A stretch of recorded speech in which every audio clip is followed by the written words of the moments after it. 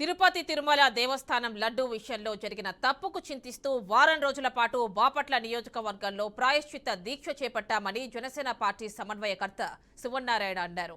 బాపట్ల పాత బస్టాండ్లోని శ్రీ వెంకటేశ్వర స్వామి దేవస్థానంలో ఈ దీక్ష చేపట్టారు. డిప్యూటీ సీఎం కొణిదెల పవన్ కళ్యాణ్ చేపట్టిన 11 రోజుల ప్రాయశ్చిత్త దీక్షకు సంఘీభావంగా తెలుపుతూ ఈ దీక్షకు దిగారు. ఈ కార్యక్రమంలో జనసేన నాయకులు, కార్యకర్తలు, బీజేపీ నాయకులు, కార్యకర్తలు తదితరులు ఈ కార్యక్రమంలో పాల్గొన్నారు.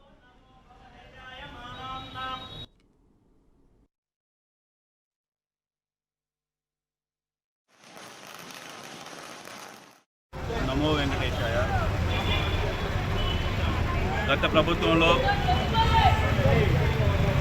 లడ్డు ప్రసాద్ విషయంలో జరిగినటువంటి అపరాధాన్ని క్షమించవలసిందిగా కోరుతూ గత 4 రోజుల నుంచి పవన్ కళ్యాణ్ గారు చేస్తున్న దీక్షకు మద్దతుగా బాపట్ల నియోజకవర్గం నుండి ఈరోజు మేము అందరం దీక్షలు తీసుకోవడం జరిగింది.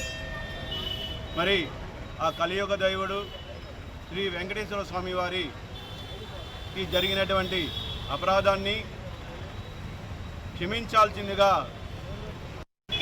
నమో వెంకటేశాయ.